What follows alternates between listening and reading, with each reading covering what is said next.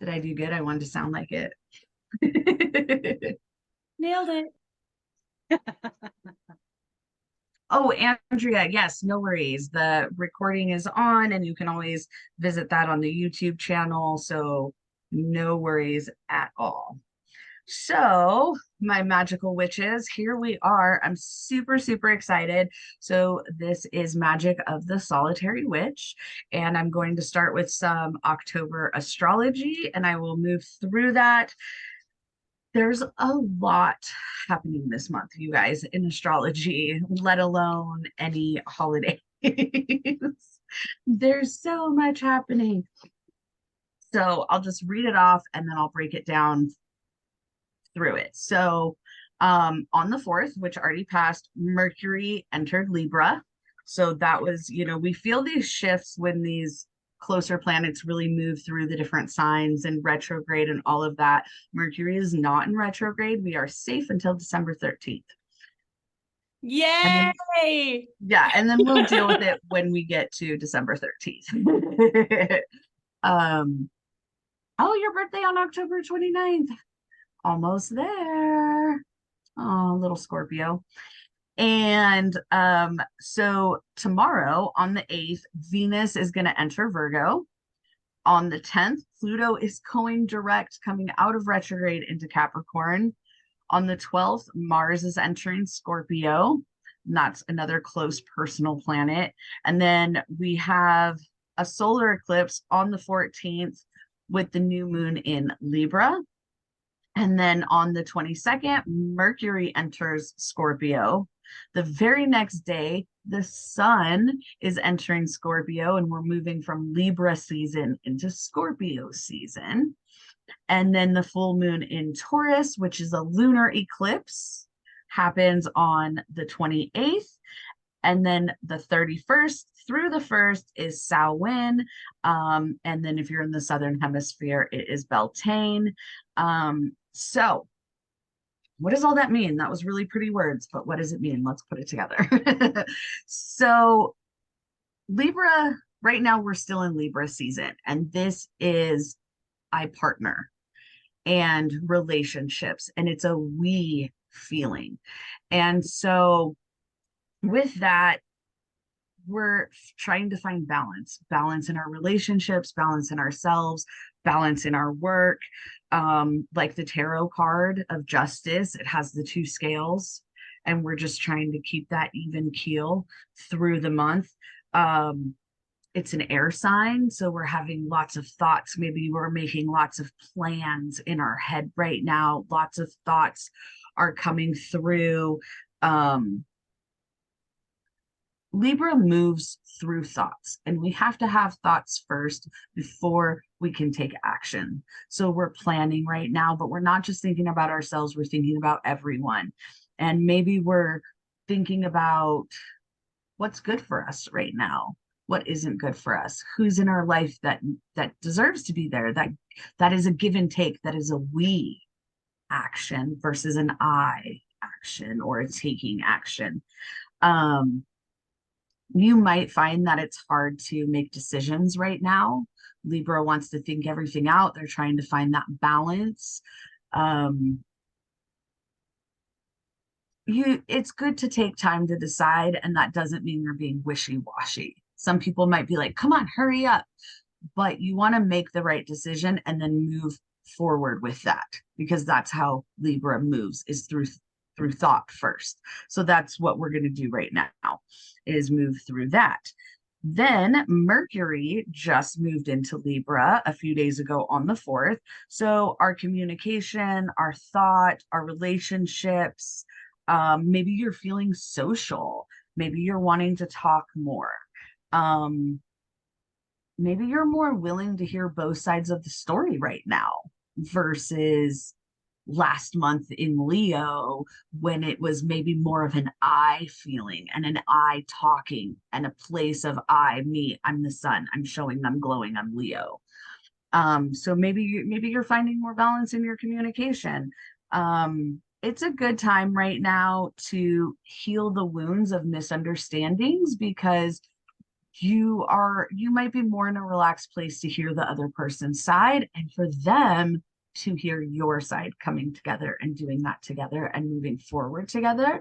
And maybe if that can't happen, as we're in this season of fall and things falling away, maybe you need to let that fall away. And if you're in the southern hemisphere, maybe you need to get rid of those old seeds and plant fresh ones and start new relationships.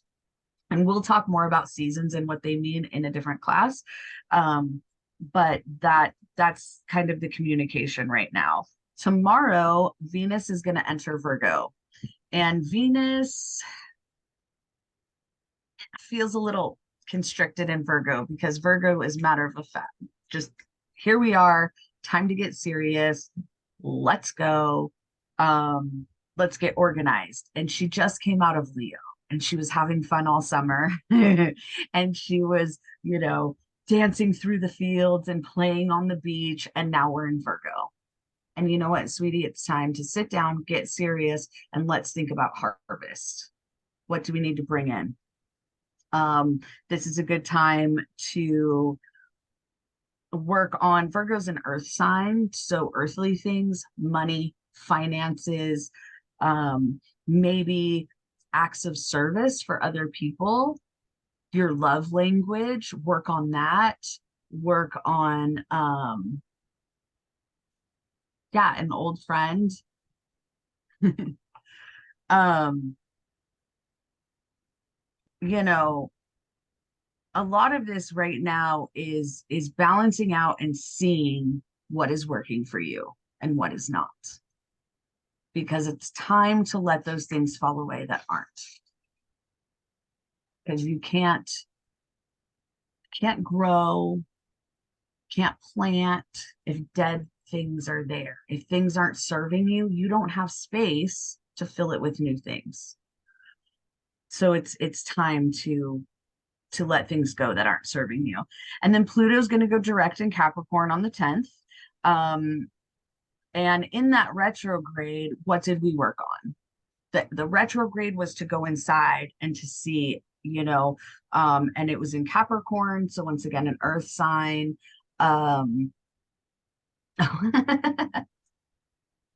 You're all good.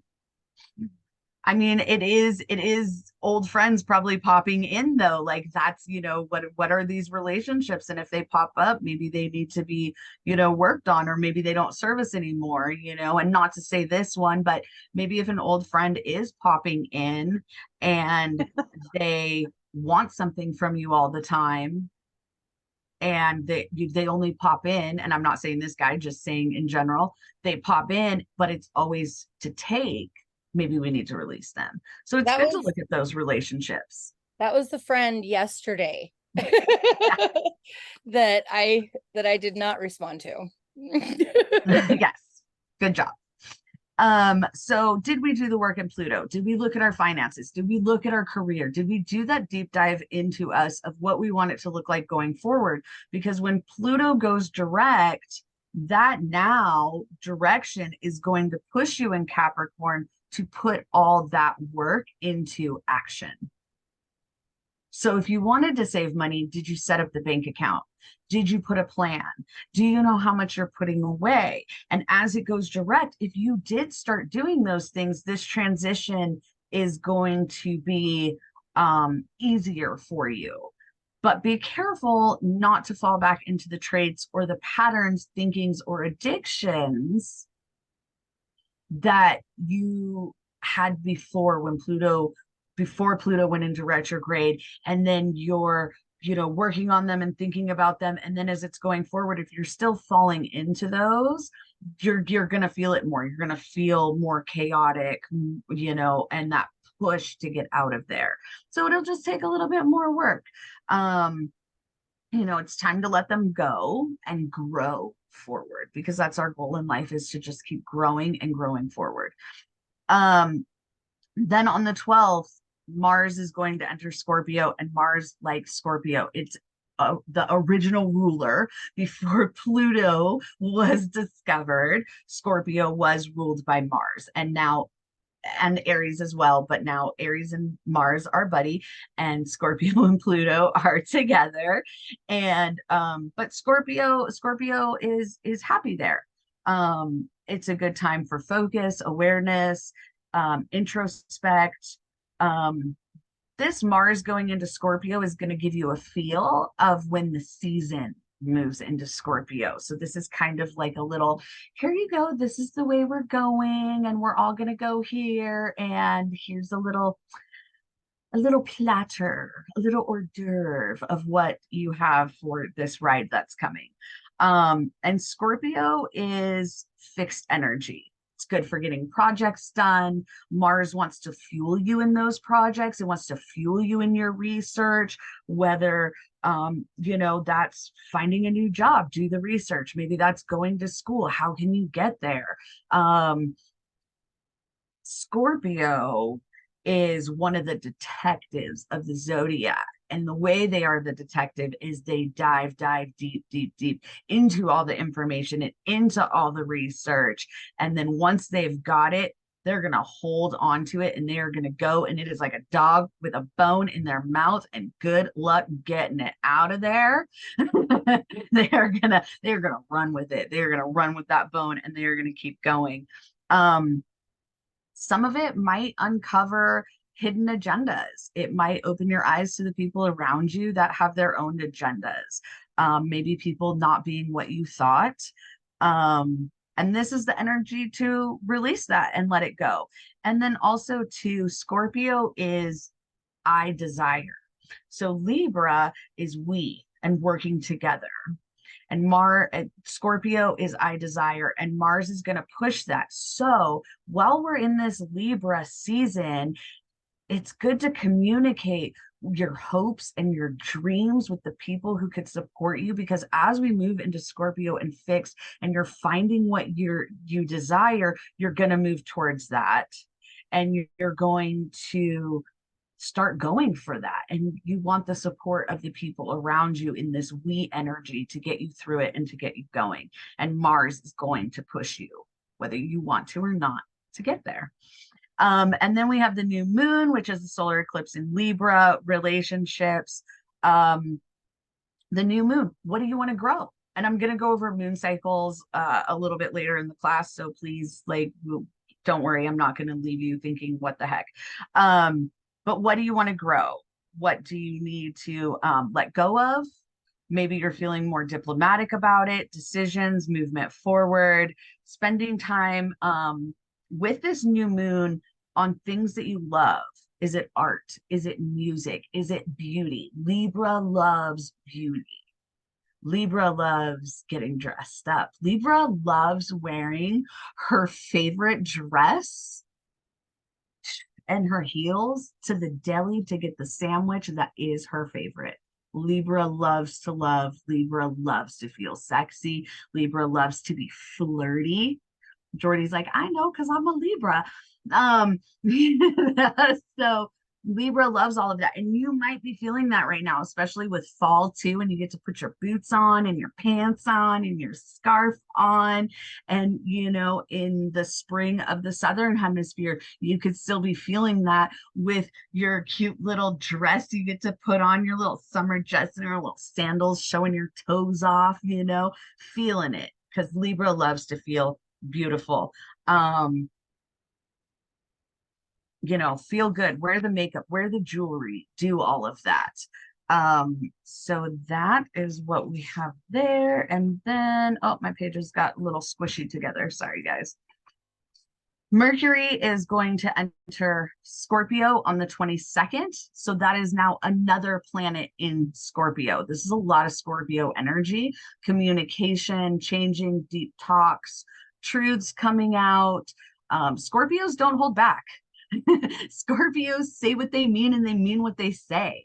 Their actions are going to show you that they don't mess around. And Andrea shaking her head. I don't do nothing I don't want to do. I'm fixed. I'm here. Can't make me, can't want to. And Mercury is not going to hold back.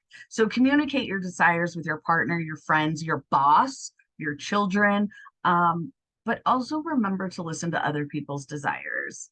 Uh, Getting to the bottom of emotions during this time and deep diving inside of yourself, you might feel a lot of that. And really quick, because Scorpio is a water sign and it is emotions. And when people hear emotions, what they hear is over emotional. Well, what does that mean? What does that mean to you? Emotions. A lot of people hear that and they think either you're sad and cry at the drop of a hat, or you're overly happy and you're bouncing around hyper. And I just made a list of emotions to think about during this season because it's more than happy and sad. And some of them you think, oh, and as I was making the list, I was like, oh my gosh, and oh my gosh. So emotions through water. Um, and Scorpio wants to swim into the depths of these emotions. There is nothing surface level about Scorpio. So we have sadness, we have happy, those are the things we relate. We have mad, fear, joy, anxiety, nostalgia, especially when you cut that pumpkin pie and you think of all the, you know, family dinners. Yeah, cry when you feel joy. Exactly. Relief, surprise, disgust, love, hate, desire, calm, content, depressed, bored, tense, anger, grief, guilt, pride, shame, jealousy, hope, romance, attraction, and the feeling of awe, of just being in awe and taking it in. And those are all emotions, and those are all water signs will take you through all of those. And Scorpio season is going to be a wild ride. We are in eclipse season. We will talk about that in a minute. So, with all of that, and we move into Scorpio on the 23rd, and we've got Mars in Scorpio, we've got Mercury in Scorpio, and now the sun is moving into Scorpio. If we don't all grow tails, and sting the people around us, I don't know what will happen. Okay. So Scorpio is the death card, right? And people look at that and they think, oh my God, the death card, that means something horrible. No, it doesn't. It means things must die. You must let them go for new things to grow, like a phoenix from the ashes, transformation and growth. Like when you think of the skull and there's a flower growing through it. That is the perfect symbolism of Scorpio, of death, transformation, and growth. Um, so during Scorpio season, you might feel intense emotions. You might feel sexy. You might feel a little randy. You might feel, hey, towards your partner. Go with those feelings. Go with those feelings. You might feel passion. You might feel the deep dive of the dark waters of emotion and wanting to swim in them and go deep and go far out. But remember, when you're in those emotions, to feel your emotions, to swim in those emotions, but don't let sight of the shore, of the stability. And what does that mean to you? What is stable in your life? Maybe that's your job, the people around you, a best friend. Maybe it's music. Maybe it's a guitar you play. So don't lose sight of the stability when you're searching through these emotions and you're diving into the depths of them. Just remember there is stable and there is things for you to hold on to, and don't swim out too far during this time because we don't want to get lost. We just want to explore and we want to be able to come home in the end. And don't get too fixated on one thing and lose sight of others and opportunities in your life pass you by. Don't be that dog with the bone in your mouth, but the steak in your bowl. So don't lose to sight. Remember just to stop and breathe and take a look around at everything else that's going on around you. And then we have the full moon. It's a lunar eclipse in Taurus. It is a partial eclipse. And Taurus is I have another earth sign. So now we've got Taurus, we've got the earth sign. Then we've got Scorpio, and it's a water sign, and it's emotions, and they're opposite to each other. So it's what I have and what I desire. And they kind of want to, but I have this, but I desire this, but this is stable, but I want this. And as that can pull on a person, take a breath and let's work with it. This is what I have, and this is what I'm grateful for, but this is what I desire. And it's okay to go after my desires. Just how far are you willing to swim out from the shore, the safety for the things that you desire? Those are your boundaries that you have to set for yourself. So if you feel uncomfortable, maybe you just wade out to your knees. Maybe if you really want to go for it because it's a big desire, you're going to swim all the way out there, but you can still look back and see the shore, or you have your safety vest on. And to find those balance, Taurus is grounding. So that's also going to help keep you in reality of the whole situation and keep you balanced. And then, but don't be afraid to get out of your comfort zone. So those are all the things. And we are in eclipse season, and there is eclipse energy going on right now. And what does that mean? Eclipses happen about every 6 months. And we can feel the eclipse energy. Personally, myself, some people might feel it longer, some people might feel it shorter. I kind of am about 35 days that I feel this energy from, as it's going on, from a little bit before all the way through and kind of after. But what we do in this time of eclipse season can play out over the next month to 3 months during this time. And eclipses come in pairs. You can't have a solar eclipse without a lunar eclipse. You can't have a lunar eclipse without a solar eclipse. And you can't have it in one time of the year without having it in the other time of the year. So if you remember earlier this year, it was in Aries, and now it's in Libra, and they are across from each other. So you're always going to have them across. So you're going to have one feeling during this eclipse season, and then you're going to have the other feeling during this eclipse season. There's a lot going on this month, and now we're going to throw eclipse chaos into it.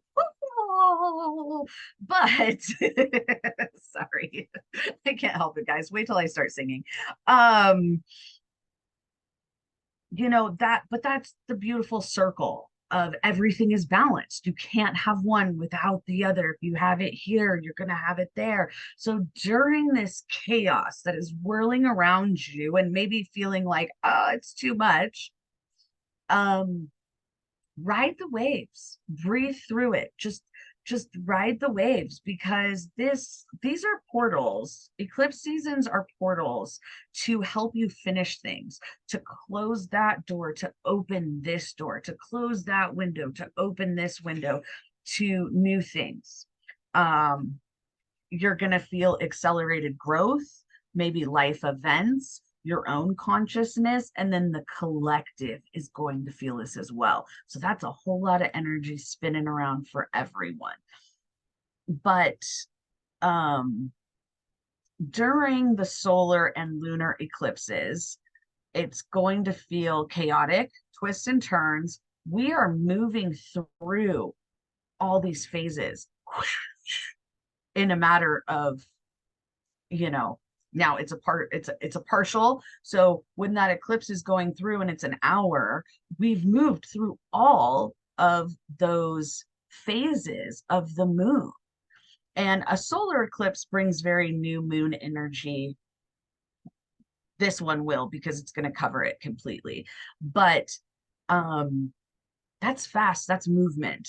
So we're going through all those phases, and we're going to feel that. And that's kind of where all that comes from. Take it easy, go with the flow, listen to your intuition. this is the time to listen to your intuition. Don't make hasty decisions. Don't be thinking, I'm going to go cut all of my hair off and do that during these eclipses because you're moving, you're chaotic, and you're not thinking.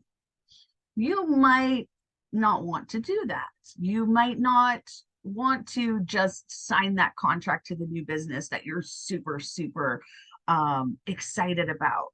Maybe take a few days and really read it and think on it and make sure it's for you. Don't be hasty during this time. I usually, this is me, and your practice is your own. So please, anything I say, go with your intuition and go with your gut. I don't make moon or sun water during solar and lunar eclipses.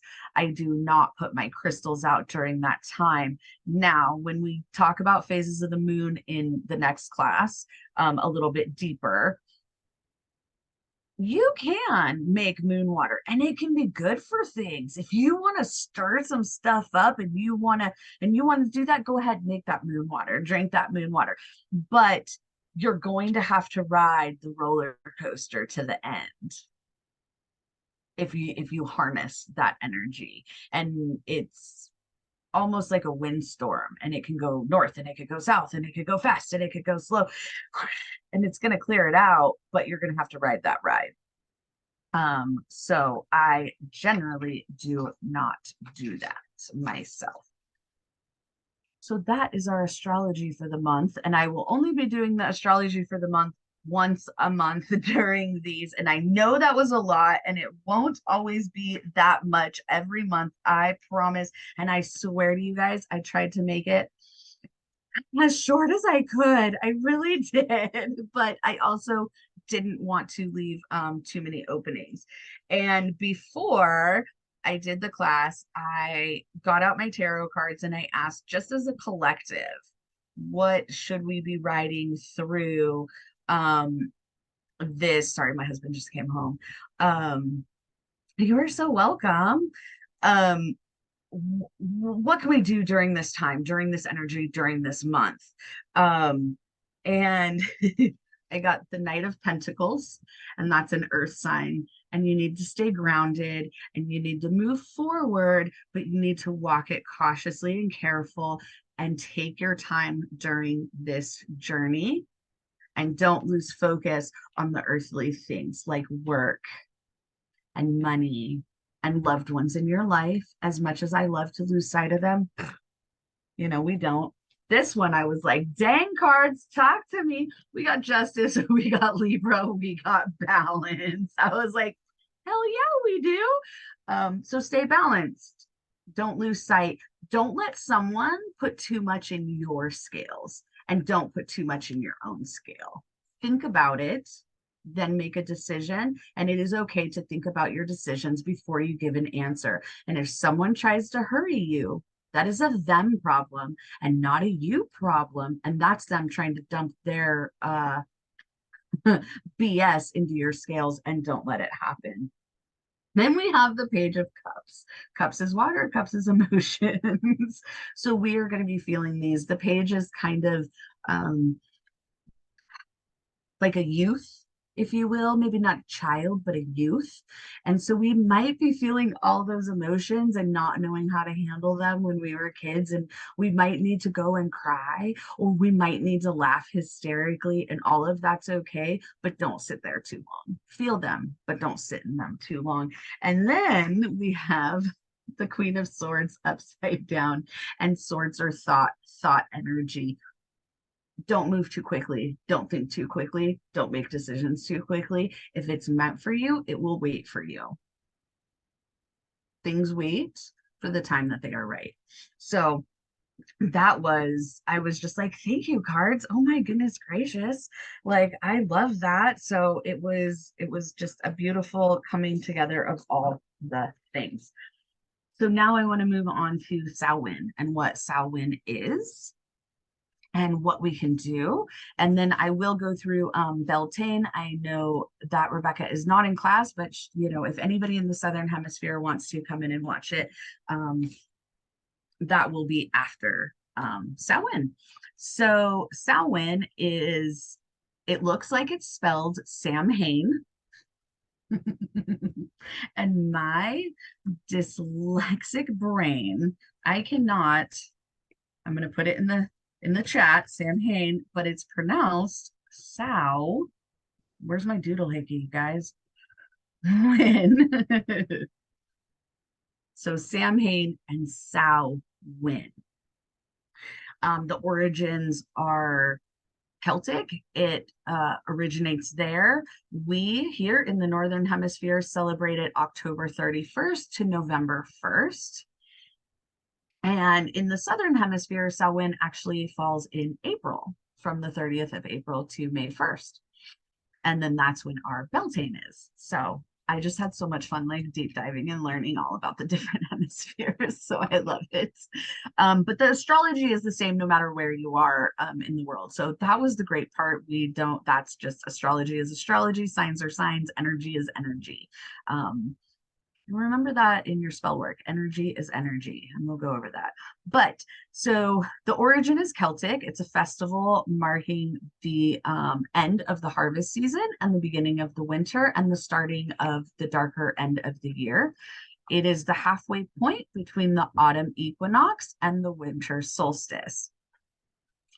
This is a time when the veil or the barriers between the physical world and the spiritual world become thin, making it easy to interact with the other side.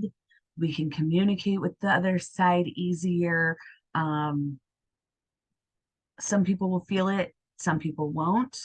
And that's okay, because this is your path, your ride, and you're going to get there when it's meant for you to get there. But it is easier, and this is a time when people want to contact their ancestors, their past loved ones, celebrate them, and we'll go over some of that. So I feel that especially Samhain.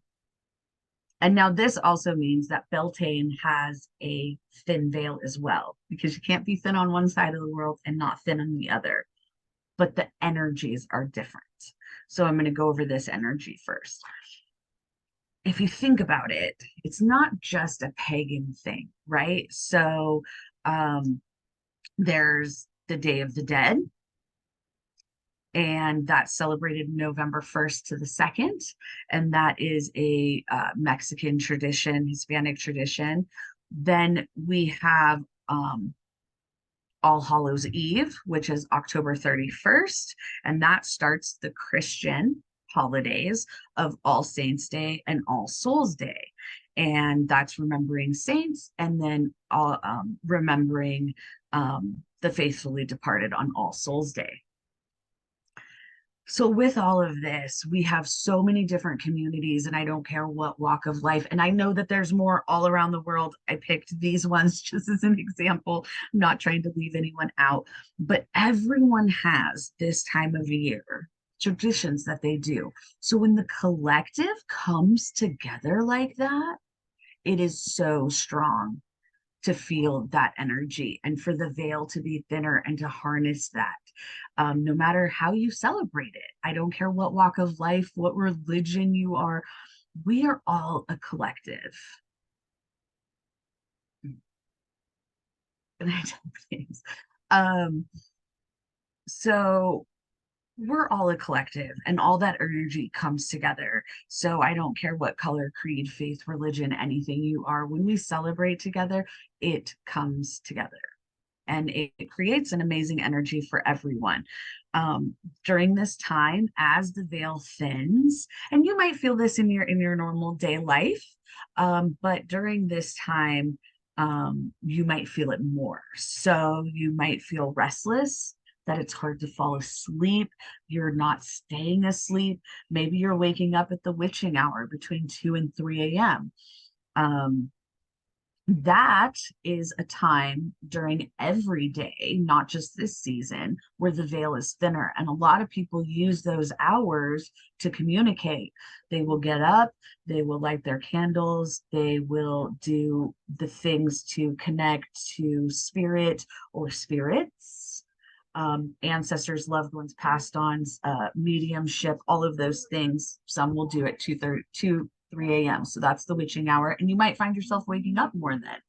I wake up at almost 2 o'clock on the dot every single night, every day of the year. It's super fun. I love it.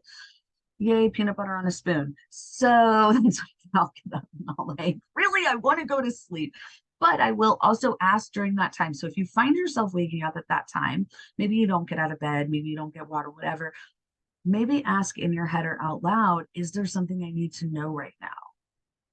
And just kind of wait to see if anything comes to you or fall back asleep, and just recognize that you're seeing that. And maybe it's the dream that comes after, because vivid dreams, um I've been having some whoppers.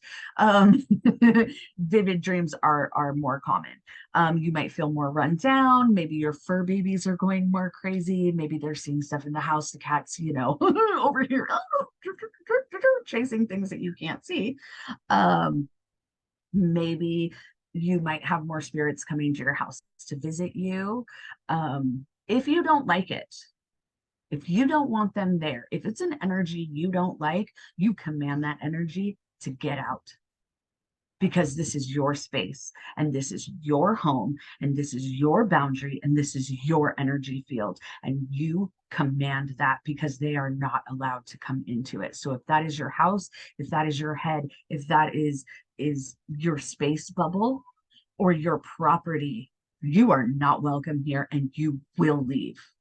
And that is the one time that you don't have to be polite, because it is your space and you command that energy. And that's what we do. We stand in our power and we command our energy. So if you don't want it and it's not for you, get it out of here. And that is your right. And not only to spirits and energies, but people in your life. Take that and do it to people in your life too. And let me tell you, the more protection work you do, you'll see how fast they start to fall away. um you might start feeling like you're in another world. You can see you're in your world, but you might feel like you're in a different world, and that is very common if you are flowing between the veils, or the veil, and flowing between our world and the spirit world. And you might feel fuzzy and you might feel, oh, I know where I'm at, but I don't know where I'm at, and that's normal. Your intuition will kick into overdrive. You might get hot or cold flashes, and you might smell loved ones or people that you know. Maybe you smell grandpa's cigarette or grandma's perfume. Like we talked about in Jordy's class, I was like, oh my gosh, if she didn't go over the right clairs for this time of the month, like you use your clairs for that freaking class right there. Like that is the perfect time, because you might experience some, all, or none. All of it's normal. Don't doubt it. Don't doubt yourself. That's the biggest thing. Don't doubt yourself. Um, and even if it's not this month and it's next month or anytime during the year, if you want to reach out to your ancestors or your past loved ones, you can. It's just easier during this time and this access. But you can do it anytime, and don't doubt yourself. And boy, am I going to say that over and over and over and over until you guys are not doubting yourself, your power, or your abilities. Let me tell you that. So some of the things that can help you during this time with that is drinking water, lots and lots of water. Drink your water. Cheers, bottoms up. Carry around grounding stones, get rest, journaling your dreams and going back and going with your intuition and decoding them might show you what messages people are trying to get through to you. So journaling, that is really good. Cleanse yourself and cleanse your space regularly if you don't like the vibe that's going on. And, especially if you're like, hey, you're not welcome here, get out, cleanse that space, cleanse yourself. That's really going to help, and set those boundaries of who's allowed to be there and who's not. Baths, smoke, sound, those are great ways to clear the space in yourself. And remember, we're just honoring the dead. That's what we're doing. We're honoring ancestors and past loved ones, and just approach the season with respect and be grounded, and you're going to do fine. Um, so some of how Samhain and Halloween and all these things came together is, people used to dress up to scare off spirits and fairies that they thought were going to come and take people away and take their cattle. And so over the years, as things have evolved, that's kind of where we've gotten Halloween and dressing up. And so it just kind of all blended together. Um, Different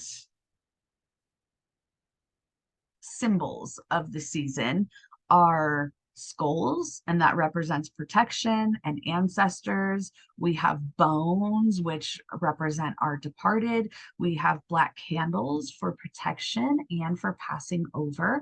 And remember, you do not need any colored candle, because back in the day, they weren't dyeing them purple. They were working with, really like a creamy color. There wasn't even white. They weren't even taking that out. It was creamy colored. It was like a neutral creamy color. So please, please, please, please don't ever think that you need anything more than a white candle or a cream candle to do anything. But colors help. It's a layer. Carved pumpkins represent the spirits of the deceased. You're carving faces into them. So, did Uncle Joe have a big old nose? Or, maybe Aunt Betty had little squinty eyes, and, you know, and then also protection. People carve them and put them out and put the candles in there to keep negative spirits or evil spirits or fairies away that wanted to come and snatch things. Then we have apples, the fruit that represents life, death, and rebirth. A cornucopia filled with the fruits of the harvest. A cauldron is a vessel of ancient wisdom, potent magic, and when you fill it and explore the depths of your soul by looking into it. And you can also scry in that. Scarecrows are protection against evil. There is soul cakes that you can make. They are baked as an offering to the dead. You can put out liquor or tobacco, the offering of the vices of our loved ones that they enjoyed in life, they enjoy in death. So if, Uncle Bob liked to smoke a cigarette and he liked Lucky Brand, put a Lucky Brand cigarette on the altar. Thank you, Andrea. Have a wonderful night. Thank you. Um, See you next time. so acorns are fertility, lighting candles for the dead. I would carve their name on it, like, Grandpa Bob or Aunt Jill or, whatever. Put pictures on your altar, build an altar for them, put pictures of them on there. Or maybe you want to do your ancestors, or maybe you want to celebrate the witches of past. Put a picture of a witch. It doesn't have to be a specific one. It doesn't have to be in your lineage.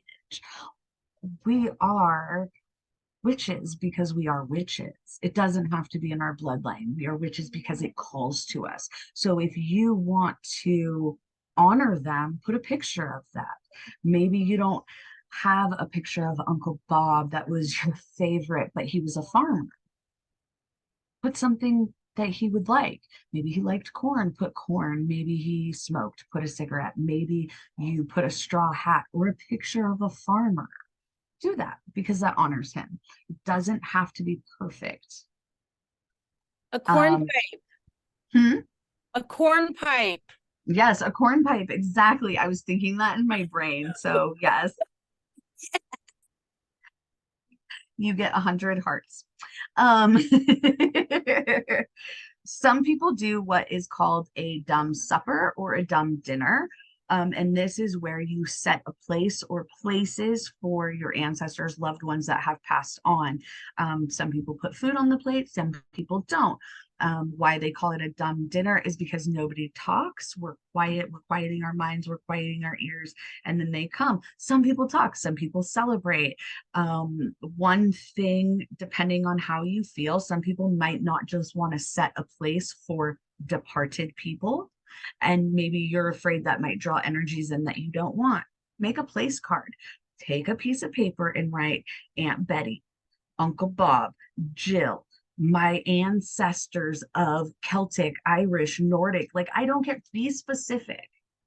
And at the bottom, put these are the only ones invited. All else are not welcome here. And we're going to use that a lot in our work too, being specific of what we want. And all else is not welcome here. So that's a really good way to connect. It's a good time to practice divination, tarot, scrying, pendulums, be outdoors, meditate, connect to the earth. And don't forget, your altars can be out. It doesn't just have to be for Samhain, okay? You can leave ancestor altars out all year long. They can be out all year long. So don't worry about that. Hi, Maddie. So some colors for Samhain, or sorry, Samhain. Black, orange, gold. I told you my dyslexic ass looks at that word and wants to say it phonetically.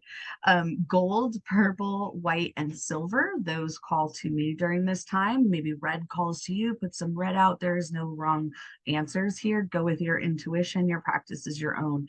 Crystals, black onyx, obsidian, moonstone, bloodstone for relatives and bloodline. Put that on the altar and call in your bloodline. Lapis lazuli, especially if you're trying to connect, really good, especially for the third eye. Shungite is very old, very good for ancestors. Tourmaline for protection. And, you know, selenite for keeping the spaces clean. Food, apples, pumpkins, pomegranates, and cider. Flowers, marigold, chrysanthemum, witch hazel, thistles, and cosmos. Animals, we have black cats, owls, bats, and spiders. To me, I didn't know really what category, so I'm just going to say shape. Coffins, because that is what we, you know, coffins or an urn. That is where we put our loved ones, and that's where we send them to rest. And no worries. That's where we put them to rest and to have their peace and to move on and do what their next step is. So to me, coffins and urns are very much of this time. Then we have plants, acorns, oak leaves, sage, cinnamon, clove, mugwort, nightshade, all of those. Connecting with ancestors and loved ones, setting up an altar. Yep, that's it. Pretty much. And then the opposite side is going to be Beltane. This is the Southern Hemisphere, October 31st to November 1st, and this is spring. This is the celebration. This is also an Irish festival. And this is midway between spring equinox and summer solstice. Yay, Maddie got sound. And this starts the beginning of summer. So we are celebrating the beginning of winter here, and they are celebrating summer there. So we are getting darker, shorter days here, and they are getting longer, sunnier days there. This is, both are celebrated with bonfires, which is great. Can't go wrong with a bonfire. Bonfires, maypoles, dancing, fertility. The bonfires, they would set 2 bonfires and they would walk themselves and cattle through the bonfires to protect them, to bless them for fertility and for, you know, the baby cattle to have all the babies and all the things, and the people having all the babies and all the things. And it ensured fertility, new life, new beginnings, love, sex, and light of the day. Bonfires, maypoles, flowers in your hair, and May baskets filled with flowers and goodwill, and they would hand them out to people, you know, to raise spirits, to raise joy, and all of those good things. Yeah, putting the flowers in your hair, love making, grab your partner and go for it. That's what it's about. It's about fertility and love and planting seeds and growing and moving into that so we can harvest through the summer and have for the fall and the winter. Colors are yellow, pink, orange, blue, and red. Yes. Crystals, yellow jasper, bumblebee jasper, citrine, rose quartz, fluorite, and emerald. Flowers, sunflowers, daisies, coneflowers, roses, lilac. Animals, oh my gosh, I love the animals, you guys. I'm feeling them. Cows and bees. Like, I don't like bees around me, but I love bees because, like, fertility and all the things. Like, don't fly in my face, but please pollinate my flowers. Butterflies, lamb, and deer. Plants would be barley and oats, rosemary, mint, and lemon balm. You can make cakes, kind of like similar to the cakes for the dead, but you want to enjoy them with honey, right? The fruits of the bees and all the things, and sweetness and brightness and sun and love. And then light wine, fruity drinks, and if you're into it, fermented drinks, the drinks that have been fermenting to celebrate. And you can set up an altar. This is a great time to set up an altar for this as well, with flowers and lots of colors and candles. And you can put fruit, real, fake, it doesn't matter. And we're celebrating that coming to life. And so you want it bright and fun. Yes, buzz and shimmy, shimmy. Yes, I know. I love this time of year too. It's so wonderful. Um, so now we have Samhain here and we have Beltane there. And we talked about how the veil is thinner with Samhain. So with Beltane, because life is blooming, now you can still contact your ancestors, of course, but that's kind of easier in the darker part of the year, but you can contact them anytime. So spirits and ancestors, but really, this is such a great time for fairies and the fae and the elementals, which I will go over in a minute. And if you work with gods and goddesses, this is a great time too, because the masculine and the feminine are very balanced as the light is getting balanced and growing, and they're working together. And it's just a beautiful masculine, feminine coming together for that fertility, because you can't have those energies not come together and not fertilize. So that is a great, plant life, connecting to plant life, living energy, and harnessing that great energy, almost like you want to take it and put it in your pocket and save it for the rest of the year, right? Because that's what we're rolling on for the rest of the years. We're planting the seeds, we're going to have the harvest, and we're going to roll on that for the rest of the year through the winter into the next spring. So you can go for a walk in nature. Once again, put your feet in the grass, hug a tree, feel that life beat, feel their roots into the ground, connecting to each other, connecting to the earth, growing up and growing out. You can make an offering to the fae of food, seeds, flowers. You could build a fairy garden. That's such a beautiful way to contact them. Nature spirits, get to know them, let them know your intention. I'm here, I want to see you, I want to connect with you. The fae have been known to be tricksters, so if you are contacting them, I suggest, yes, hold that spring energy all year. Yes, I know, New Zealand. So if you do and the fae come to you, talk with them, get to know them. Do not drink or eat maybe anything that they're offering to you. They can be tricksters. They are, just be careful is all I'm saying if you're going to work with the fae. But they can be fun and they can be loving and they can show you growth and they can open your eyes and show you the beauty of spring. So just go with that flow. And then elementals or earth spirits. You have the earth. Yeah, you can give them offerings, but don't take theirs. Exactly. That is the perfect way to say that. So the earth would be gnomes and elves, wood nymphs, waters would be mermaids, sprites, water nymphs. You have fire with these, Silkies, huh? silkies, Hmm. Yep, yep. and silts. Yeah, yeah. With the Y, yeah. And then fire, you have salamanders, dragons, and phoenix.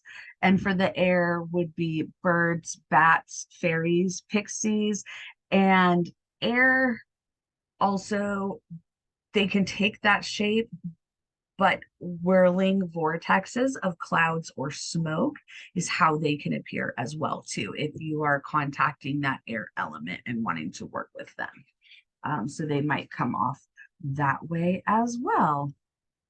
And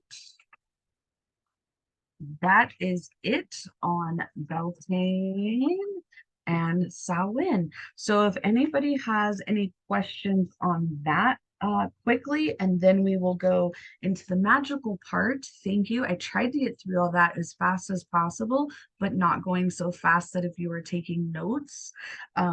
So if anybody has any questions on that, let me know, or I will go into the basics of starting magic and spell work.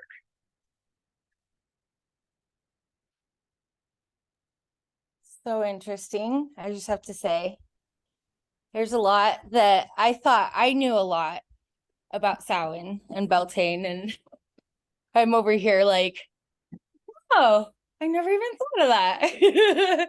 That's awesome. Oh, Thank you. I'm so Seriously. glad. Sorry, I had to shut Oh. the door. My kids are out of their room because my husband came home, and I don't know if you heard little voices, but my brain is also trying to like mother over here while teach over here. Oh, I feel that. Yeah. So I had to shut the door. Can I No. answer this question about the offerings? Sure. So giving offerings is okay. I heard not to, since that kind of opening yourself up to be played with. I used to leave little things. Yes, so you can definitely leave offerings. And the thing is you are offering something to them. And you can be like, I'm leaving this for you in honor of you. You don't have to open yourself up for them to contact you, or to follow you or anything like that. So yes, Heather, I set up altars outside. That's perfect for the Fae. You can even do that with your ancestor altars. And Ireland, they do. yeah, In Ireland, they set up, they sometimes put chocolates or sweets out as to keep them from coming into the home and messing around in the home. They leave offerings outside so they're not fucking around in your house. right. And remember, your house is your energy. And if you don't want them in there, you tell them they are not welcome in their house, but you are honoring them outside. And I have left this offering here for you to honor you, but I am not opening myself or my home to you. And that's it, because you command that energy. And this is your space, and they have to follow that. Some people are okay with them coming inside and creating some mischief, and I'm not up for that myself. But some people are, and that is completely up to you, because your space is your space and you get to do with what you want. Yeah, keys, exactly. Yes, don't I love leaving stuff outside in the garden. I have the cutest little blue trailer for my fairies. It's like a travel trailer, like one of the round ones, and it's in like one of my favorite flowering plants outside, and that's for them. And I have a little apple schoolhouse for them in case they want to like go learn fairy things. So those are the things that I leave for them. Yeah, exactly. Keep boundaries, respect their boundaries, they'll respect yours. Just come at it with respect. And then also too, I meant to say with Samhain, when if you do the dinner, or you're wanting to have your ancestors, or just even setting up your altar, they're coming as guests. So what would you do for guests? How would you clean your house for guests to come over? How would you dress if guests were coming over? What would you do? How would you do your hair? How would you do your makeup? What place settings would you use? You know, would you use the paper plates or the nice china? Sometimes I use paper plates, but I buy the ones with like, you know, the turkeys on them, and like that's fancy paper plates in my house because I don't want to do that many dishes. But like, what would you do if you were inviting people over? What would you drink? What would you eat? What would you do? And do that and celebrate. And you can do it by yourself. You can do it with your family. You could set up a small altar, a big altar. This is all for you. And if you don't, you know, have a place for that, then the place for that is in your heart. And you speak out loud to them. And maybe you dress the way that you dress and you have your setting and you say your thanks to them, or maybe you write a letter to them and you fold it up and you get all your feelings, especially maybe if you have a past one that passed and you didn't get closure. A letter is a really good way to get closure and just let that go. And whether it's for closure or for love, you can take it and you can take that paper and you can burn it outside and let that energy and that smoke flow to them wherever they are for closure or for love or gratitude. And no way is the wrong way. So just remember that there is no wrong way. It's all just what we feel inside. Yeah, so the basics of starting my magical witches. Okay, not mine, but you magical witches. I'm so excited. I'm so excited. And I'm sorry if that was really long, but thanks for hanging in there. And I hope that you guys enjoyed it and got some really good stuff. My ancestor altar is huge right now. It takes up my whole sideboard. After Thanksgiving, I'll move it to the living room. That's beautiful. That is beautiful. I got this black tray behind me for my altar this year for the ancestor altar that I'm gonna put out, and it's gonna be on the table. It's black. It has skulls on it. I got it at the 99-cent store. Spells, witchcraft, creation, honor, all that stuff. It doesn't have to be expensive. Doesn't have to be expensive. Go to the Dollar Tree. Does it call you? Go outside. Pick up a branch. I was just gonna say the Dollar Tree, girl. That is a witch's dream. It is a witch's dream. That's that. It is the witch's dream right there, the Dollar Tree, right? Or go outside. You don't need anything. A rock is earth, water is water, you know, dirt is dirt. Like, we all turn back into dirt. We all feed the earth in the end. So the dirt can be your ancestors and your loved ones, and you can draw their name in it. It's endless possibilities of how you honor them and how you work your magic. Okay, so I told you guys a little bit about myself before the beginning, so I'm not going to go over it again, but I've been doing spells and magic for over 21 years. I found my path. My goal for this class is for you guys to find your path, your way. There is no wrong way. Walk your path with some guidance, maybe some direction, right? So we're all going in the same direction, but maybe you go off this way and maybe I go off this way, but we're all walking in the same direction and we're all moving for the better of ourselves and our community and our collective. So that is my goal. So first rule is there's no rules, only guidance. This is your magic. Your intuition is going to drive you. You do what feels good. If it doesn't feel good, don't do it. You don't have to do it. You do what feels good to you. This is your practice. Do what feels good. And what does that look like for you? So maybe write that down. What does my practice look like for me? And answer those questions. What does that look like? Does that look like bettering yourselves, strengthening relationships, helping with self-love, coming from a place of genuine and love, and it looks like maybe you want to fill your house with magic? What does your path look like for you? And that is your own question to answer. I am going to say this probably every single class, and I want everyone to hear this. Imperfect action is better than perfect procrastination. Okay? Imperfect action is better than perfect procrastination. It can be messy. It can be cheap. It can be with nothing. It can be from your heart. It can be from your mouth. It can be from your thoughts. It just needs to be. So I wrote this down. It doesn't have to be perfect. It just has to be done.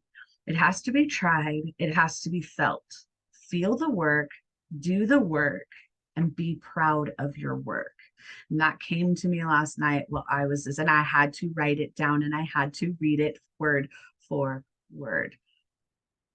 So imperfect action is better than perfect procrastination. I learned this from my Mary Kay girl, you guys, and I've held it with me in my heart for years. And I wish I would have known that when I started off on my path, because it doesn't have to be perfect. It just has to be done. You just have to start, and it doesn't matter where. So, the room, where do we do this? We can do it outside. We can do it inside. It can be small. It can be in our closet. It could be on our kitchen counter. It can be on our dining room table. I have this room, and I only had to wait 18 years to get this room when my oldest moved out. So it doesn't matter, and it doesn't have to be perfect. And I wish I could move my camera a little bit more, but if you guys look, I've got stuff up there. Look at, that's my window seat. Look at, that's covered in stuff right there. Wait till you see the floor. I've got craft stuff down here. I've got stuff planned over here. I've got books. I've got, and then we move over here, and it's, I don't, yeah, you guys can't see. I have jars of moon water on the ground. I have, stuff on the walls. And this is years of things coming together. But my point is, it's not clean. It's not perfect. It's not sanitized, but it's mine. And that's what matters. And this is where I can do it. So if you have to go in the bathroom and do water magic, sitting on the toilet over the tub, sit on the toilet over the tub and do your magic, because none of it's wrong and it doesn't have to be perfect. Go outside and sit on a stump with your feet in the dirt in the middle of a field. That's all you need. Less is more. You need nothing to start. You need yourself, you need your words, and you need your thoughts, and that's it. Yeah, in the garage, perfect. No one else comes in here. That's perfect, right? And the more that you do stuff in a certain area, I got to tell you, this is my favorite room in the house. I mean, I love the kitchen. Don't get me wrong. I do. I love the kitchen. But this is my sanctuary. This is my space. And all you need is a place that you're comfortable. So if that's on your porch, if it's in your garage, if it's on a stump, like I said, if it's in the bathroom, in the shower, because that's the only place you get peace, find that peace and do your work in that peace. You don't need tools. Are tools a layer? Do we love tools? Yes, we do. I love tools, and I want them all the time. But you don't have to have them to start. And a stick can be a tool that you use over and over, and your magic infuses into that stick. This could be my wand. And because it's my wand and because I connect to it, this is all I need. Whether I make it, I buy it, it doesn't matter. Whether you make your oils or you buy your oils or you don't use oils at all, it doesn't matter, because when you use them, you are infusing your magic into them. So if this is my wand, this is my wand, and this could be more powerful than something I buy from somebody else who makes wands. And that is that. I want to take the gatekeeping out of it, because I feel like in this community, there's so much pressure to have all the tools, to have all the things, to make all the things ourselves, to follow this way. Well, Betty said, well, good for Betty. What did you feel? Exactly. What did you feel? That's what matters. And I want to take the gatekeeping out of it because there is no wrong or right way. And it's all just guidance and starting from a foundation.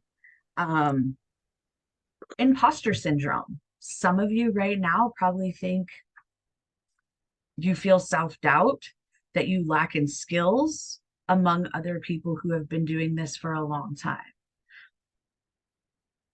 You have magic inside of you.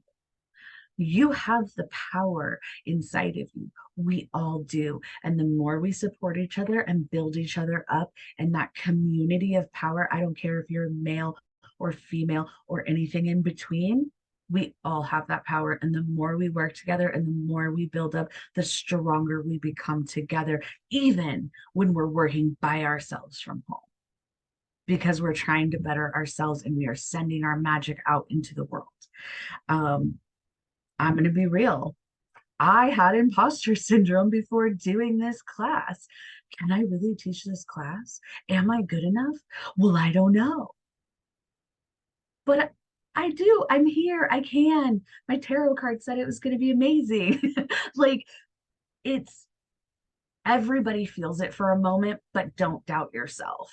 And I was like, of course I can teach this class. I've been doing it forever. It's inside of me. It calls to me. Therefore, it is meant for me. So if it calls to you, it is meant for you. Whatever that looks like. I can't tell you what it looks like for you. I can just tell you that it's meant for you. And you are meant to be here. And you are meant to use your power. If it sparks your soul, follow that spark, because that spark is going to grow inside of you and you are going to be so glowing and bright. I just got goosebumps that people are just going to be like, I don't know what it is, but that girl glows, because you're stepping into your power and you're using your power, no matter what that looks like. And guess what? That doesn't mean you have to do it every day. Doesn't mean you have to do it every week. Doesn't mean you have to do it every full moon. Just means you have to do it when you can do it, because time is not linear. It's not. And life is life, and we have stuff we have to do. But as long as you are being true to yourself and you make time for yourself, and in that moment, maybe it's once a year, but in that moment that you are harnessing your magic and doing that spell, you are powerful.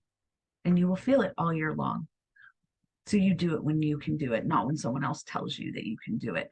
And that was one of the reasons that I was like, I'm going to do this once a month, so people have that time and that space. But then as I start writing, I stopped at 28, and my mind is still the downloads I was having this morning. And I thought, no, I have to do it more than once a month.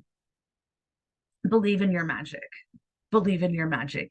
Even if you have to fake it, believe in your magic. Because you might start not believing. Thank you, Heather. I know this is going long. I am almost done, you guys. I swear, kind of, sort of. Believe in your magic. Believe in yourself. Fake it. Don't sit there and light the candle going, this isn't going to work. I don't deserve this. I don't have this. You have to. Even if you don't, you have to believe in yourself, because if you don't believe in yourself, no one else is going to believe in you. And it has to start from you, and it has to start from the inside. And we're going to work that way out. And the more you believe in the self and the more you believe in your magic, the less you start to doubt, and the more it becomes instinct. And every day, and you wake up and you look in the mirror and you're like, you magical witch, you have the power. I am magical. I do have the power. And you believe in yourself, and it's going to just become second nature, and you're going to move with it. Say to yourself, I have the power. I hold the power, and I have the knowledge. I have the power. I hold the power, and I have the knowledge. And then when you start doing this work, I want you to see what you are seeing. When we start getting into the work, I want you to see what you are seeing. Just like when you're taking Jordy's classes and you see what you're seeing, you see what you're hearing, believe it and follow it. but I want you to see what you are seeing. Like my money bowl. Okay, I have a money bowl, and we didn't have much in the account, and I had to go shopping. And as I'm going through, oh my gosh, I'm finding everything's on sale. And there was like some meat marked down because it had to be sold that day, but I could go home and put it in my freezer, and I got to buy more meat than I would have if it wasn't on sale. And that was work with my money bowl. That was it providing for me with what I had. And so I saw that and I was grateful, and I came home and I gave thanks. And, we'll go over that more as we get into it. But I want you to see what you are seeing and what you are feeling. Notice it, recognize it, and be grateful for it. And work from gratitude. And, with that, spell work it adds layers to our life. Spell work is a layer to help us get there, to help us do the things. But you have to work in alignment with your spells to get the benefit of your spells.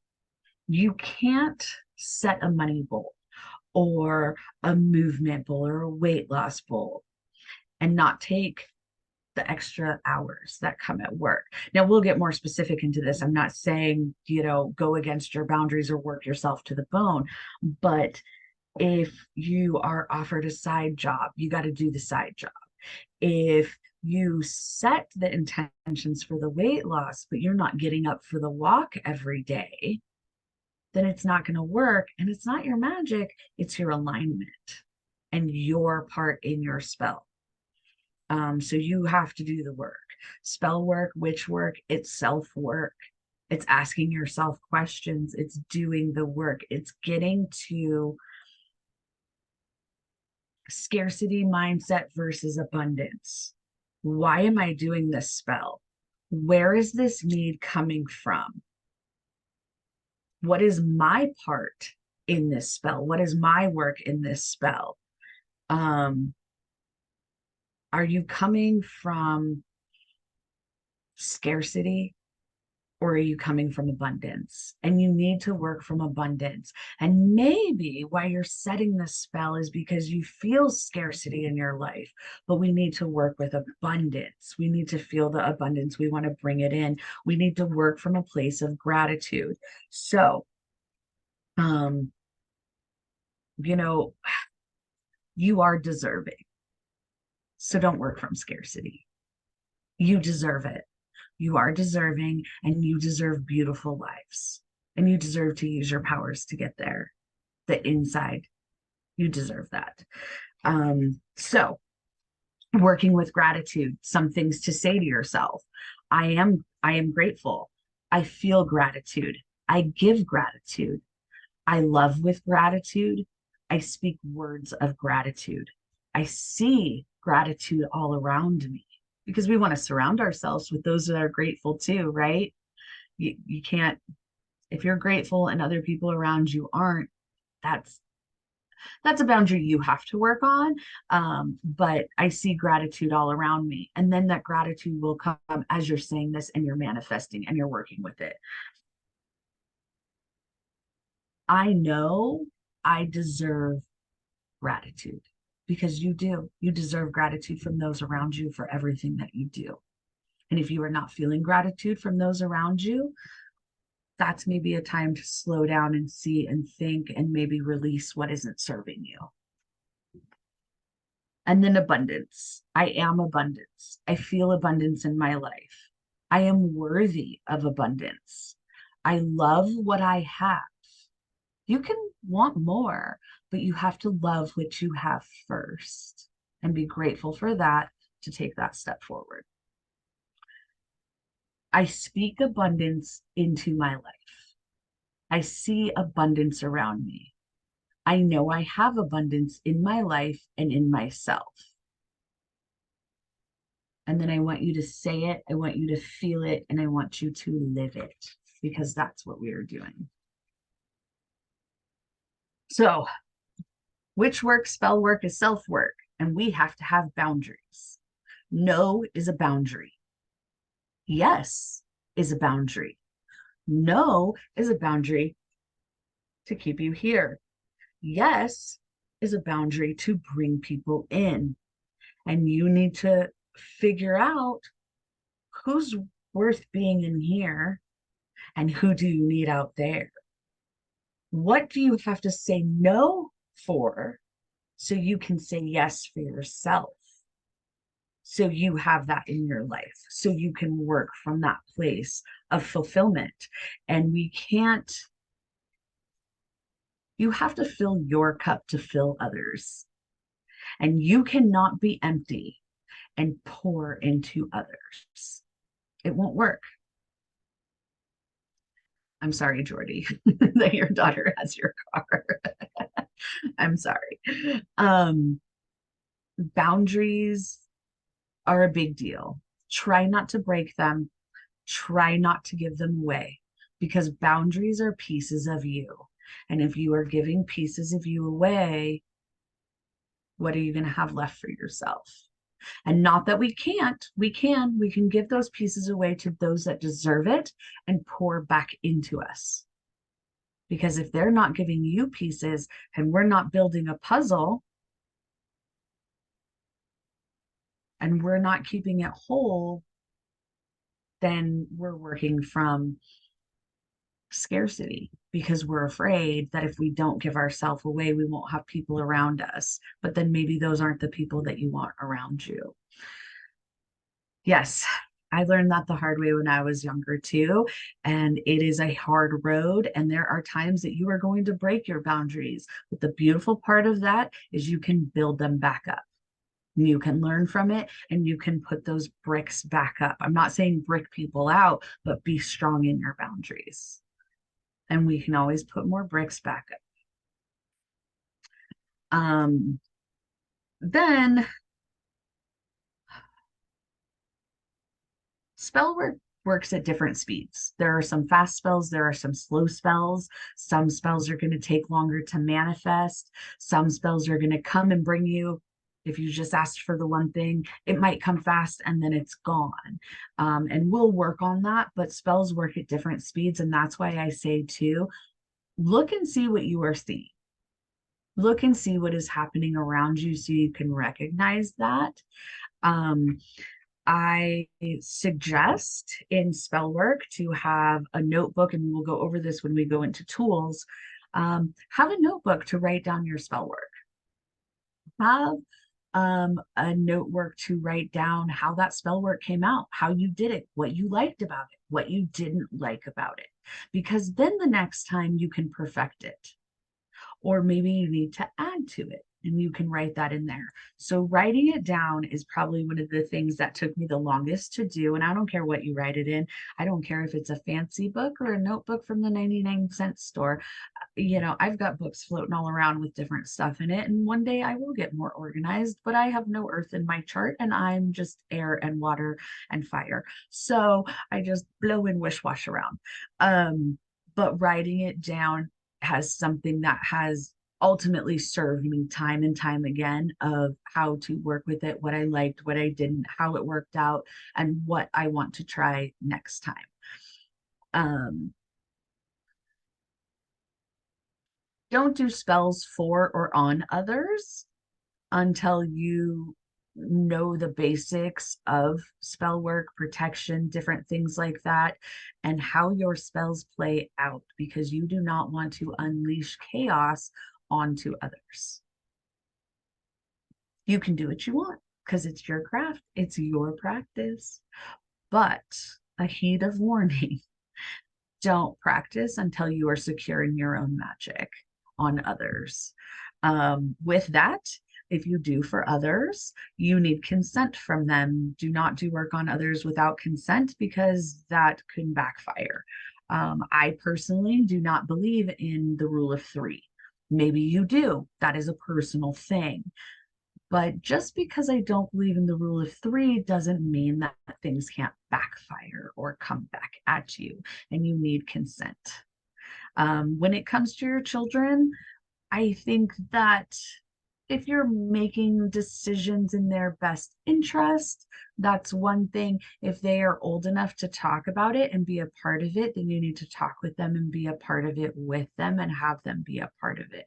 My children are a part of it. We do yearly jar slash bowl spells for them to have good years at school, to have a good year at school, and what do they want to put on their petition and different things like that. And they are involved in it, and that is their consent. If you need to sweeten up your 11-year-old because her mouth is a little sassy, like a little jalapeno, and you want to add a little honey to that sucker, you may do a little sweetening. You may throw some extra rhodonite or rose quartz in her jar. But that's up to you, and that's up to your practice. But loved ones and children, that's your call. Other people definitely get the consent. If you do things for other people, that is your energy. If you are doing tarot readings, if you are doing spells, if you are doing, you're making a spray for somebody, that is your energy going into that. And there needs to be some kind of energy exchange, whatever that looks like. So that might look like, hey, I'm going to make this room clearing spray for you, and then you do a tarot reading for me. That's an energy exchange. Or it might be money changing hands. But an energy exchange is an energy exchange. And that is what keeps it equal. And that is what keeps it flowing. And that is what will keep your love going when you are doing those things. If you get to that place where you want to do that, some people don't. So don't do it. But don't give your energy away for free. Whatever it looks like, there needs to be some kind of exchange. Now, that could be feedback. Maybe I'm making a new oil and I'm going to say, hey, would you be interested in this? Can you give me feedback? That's an energy exchange. So whatever that looks like for you, but there should be, or you will, inside will dwindle, and we don't want to have resentment or feel like we're giving pieces of ourselves again away for free, because the energy exchange is going to fill our cup. So see, there's lots of boundaries. There's lots of, it's a theme, guys. It's a theme. Witch work is a theme.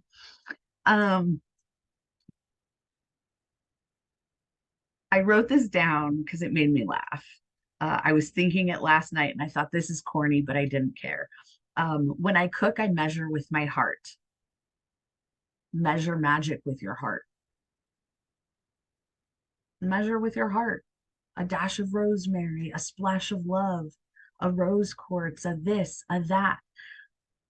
Measure your magic with your heart. And if it's coming through your heart and measuring with your heart and it feels good, it's meant for you and you're doing it right.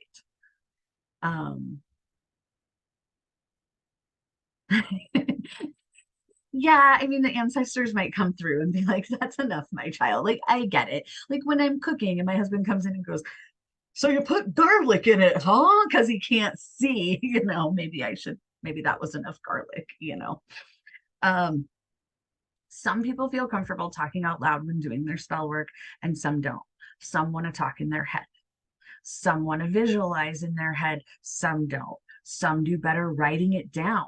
Do what feels good for you. Talk in your head, talk out loud, write it down. It doesn't matter. You're getting it out there.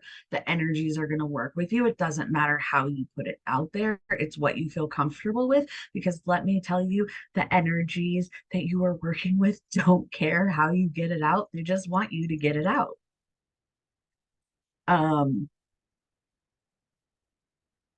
When learning from someone, like learning from me or learning from someone else or looking it up or reading a book, take what resonates with you and leave the rest. And you hear this all the time when people do readings. Take what resonates and leave the rest. And this is the same with learning. So maybe something I said doesn't resonate, but something else does. Take and leave. That's okay. Do what feels right to you. I'm going to say it over and over and over again. Do your research. If something feels good to you and you like it, do your research.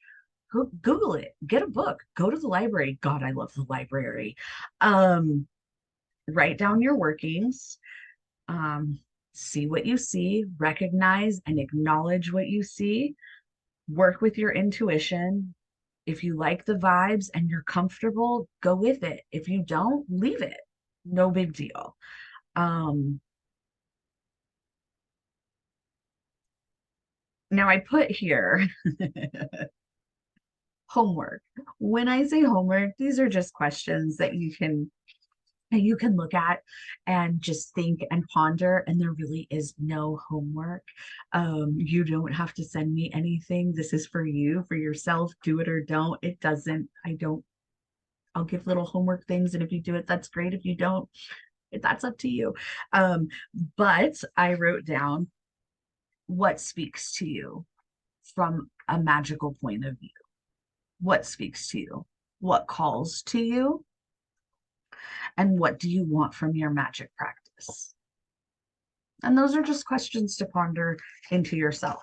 Now, I am almost done, and I just want to go through moon phases very, very shortly, very, very quickly, and then we'll be done. And thank you guys for hanging in. I'm actually really surprised we've only been in here an hour and a half. I'm sorry, I'm a talker. I've got a lot of Libra. I've got a lot of air. Okay, guys, like that's No, how you're doing great. You're doing great. But I don't want to go too fast, but I also don't want to go too slow. And there was a lot in this class, and thank you guys for hanging in, but I felt like these were the ultimate basics that I just had to get out in this class.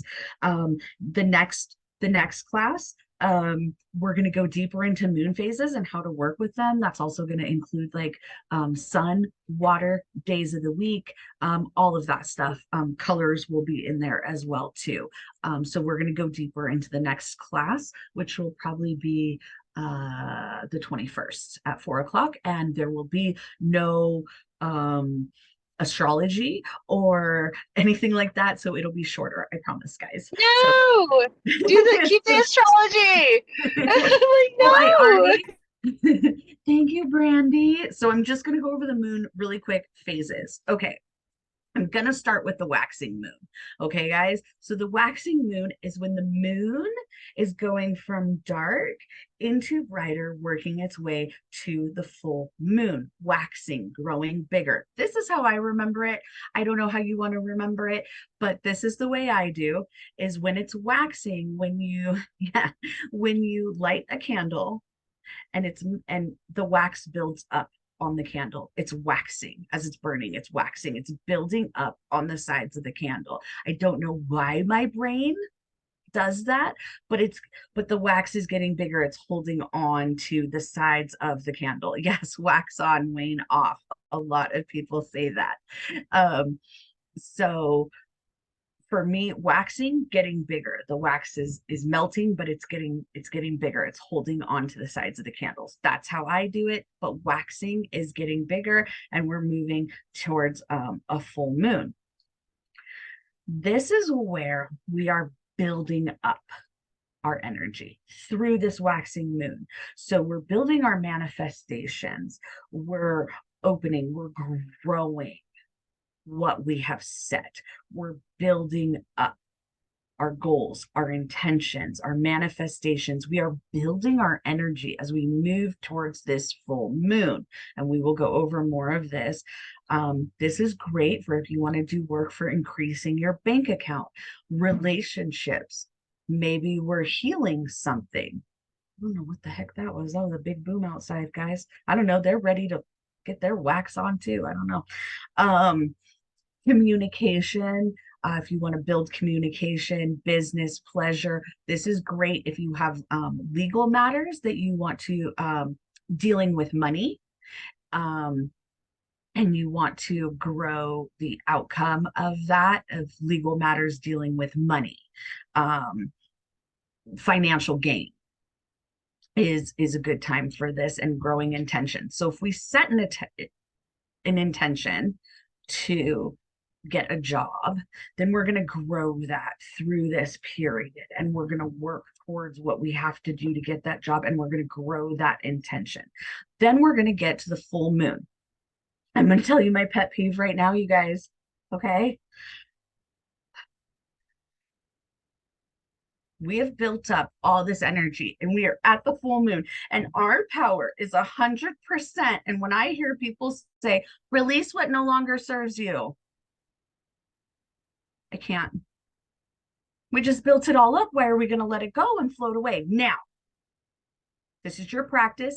And if at this time, and you're going to see it in the next phase, okay, guys, because the next phase is where we release.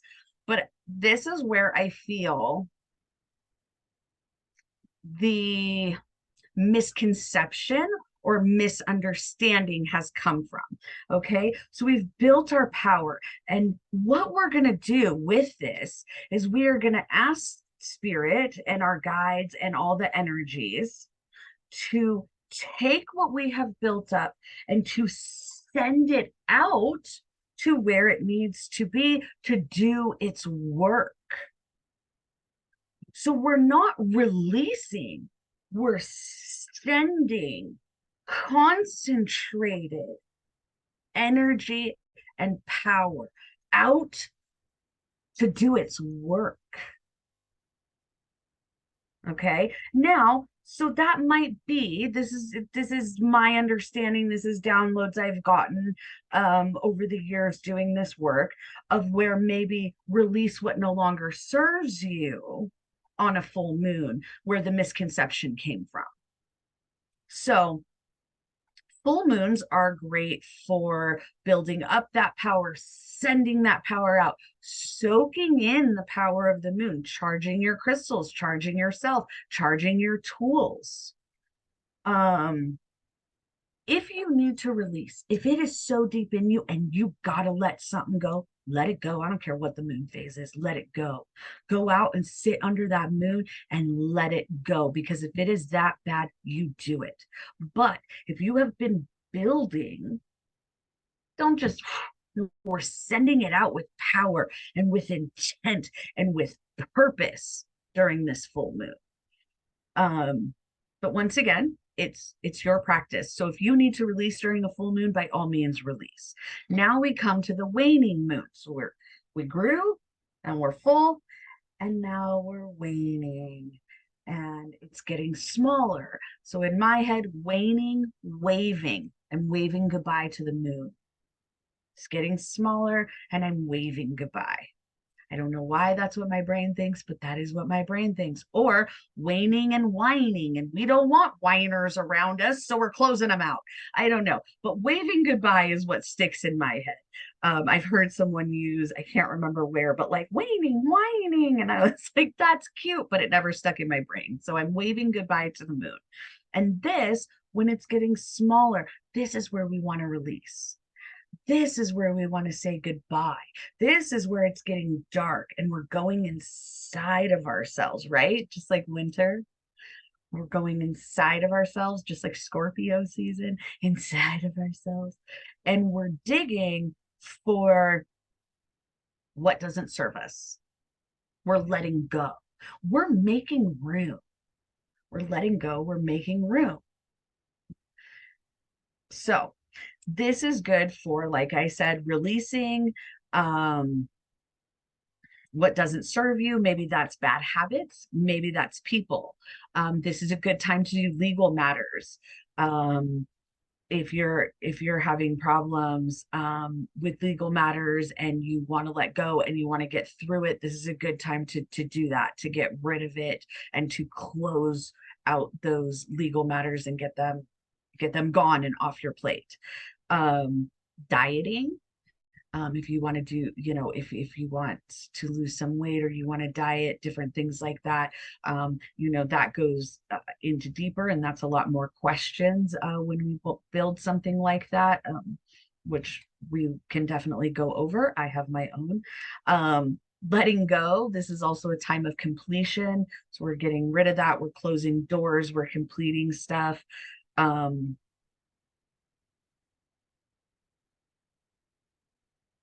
This is a really good time to let go of self-hate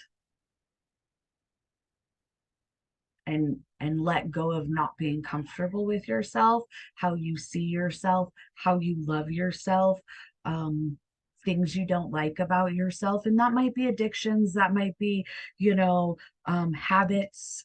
If you want to quit smoking, that this is a really good moon to quit smoking. But how you feel about yourself or self-hate, this is a good time to let that go so we can fill with self-love. This is a time to get rid of things so we can fill it back up with the positives and the good. Now, this is where it gets a little interesting right here, is at this point, the moon is not visible in the sky. And in apps and in different groups or different things, this is called the new moon. Just like when I went through the astrology and I did say there is going to be a solar, now it's solar, eclipse on the new moon. This technically is the dark moon, when you cannot see the moon in the sky. This is the dark moon. And there is a period of days, a couple days, like 3 days, that you can't see it. And if you look at your calendars, you know, ours is on the 14th and it's represented by a black dot on your calendar. Technically, this is the dark moon. It is not visible in the sky. Neither one is right and neither one is wrong. You do you, boo. But I'm going to tell you the differences here in a minute. I think it has become popular to say that that is the new moon. Things change, things evolve, and that's okay. The apps say it, people say it. There's a lot of astrology around it. That is kind of more of a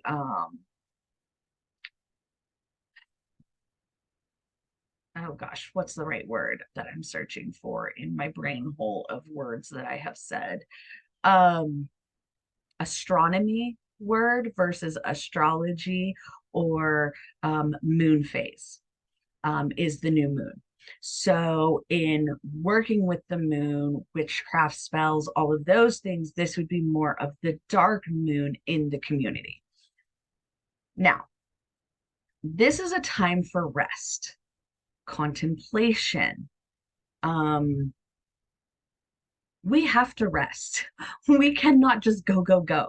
We don't work 7 days a week, 365 days a year. And we cannot manifest and magic and work with the moon 29.5 days every month. Go, go, go, go, go, go, go. We will burn out. And the dark moon is a time to rest. Now, there's other work you can do, and I'll go into that in a minute. So if on the new moon, dark moon, you want to do something because the app says this is a new moon and it's in Libra and all the things, do it on that night. But as we're waning, and for a night or two, take a rest and don't think about anything and don't do that work. My point to you is this is a time to rest. I don't know, go ask your dad. Sorry. Can I have a hash brown? I don't know, go find your father. So it's important to rest. So I don't care what phase you rest, just have some rest. We've manifested, we've come to 100% power, we're releasing. We deserve rest. We deserve something for ourselves. You can think about what you want for the future, you know, find time for yourself, replenish yourself. Now, this is a great time, like maybe have some seclusion, don't go out, just take that time for yourself. During the dark moon, if you have some work to do, maybe you need to do a freezing spell or a banishing spell or a binding spell. The dark moon is the time to do this in complete darkness, in shadow. This is the time to do that, whether you call it the new moon or the dark moon. When you can't see the moon, this is the time to do that. Now your work is your own. Maybe you don't banish, maybe you don't bind, maybe you don't freeze. That is up to you, but maybe some people do, and some people need to hear that.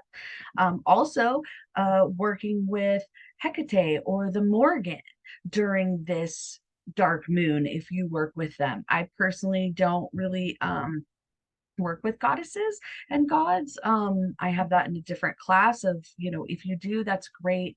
And that's when we call in energies. Now, the new moon, the traditional new moon, is the first sliver you see in the sky. And that is where new beginnings, endeavors, manifestations. This is the beginning of that. And this is the beginning of the waxing moon. So it's important to have that time to rest. And then that first sliver is technically the new moon because boop, it's peeking out and it's new. And now it's going to grow. It's like a little baby. So it's new. It's a little baby moon. And then it's going to grow. And then it's going to go away. And then it's gone. And then we start that cycle over again. So it's important to find rest somewhere in there. You do not have to work with all cycles of the moon. You don't have to work with the moon. You can work with the sun. You can do whatever you want during any phase of the moon because it is your practice and it is your thing. The new moon is great for making positive changes, new careers, setting intentions to grow that you want to harvest later. Let your intuition guide you. Take a break when you need it. Work with it when you can, when you want to. It's up to you, and it's all about you, your practice, and what you feel. And I thank you guys for hanging on with me for almost 2 hours. I cannot tell you how grateful I am that you guys sat here. If anybody has any questions, please let me know. And I just feel so blessed to do this with you guys, and I'm so excited to keep moving forward. I will be doing it more times during the month other than just once a month, especially to build up to us actually start practicing. So like I said, the next one, we'll do moon phases, tools and altars. Then we need to go into protection and grounding and harnessing energy. And I want to build from the ground up. So you not only feel secure, you feel protected, and you feel ready to harness that power and use that power and send it to where it needs to go. So if anybody has any questions or anything to say, please, please, please let me know.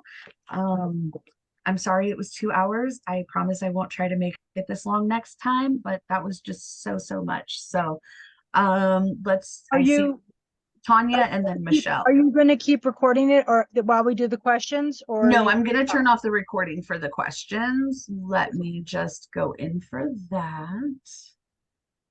That way people can, like Tanya does in her class, people can feel free to ask questions without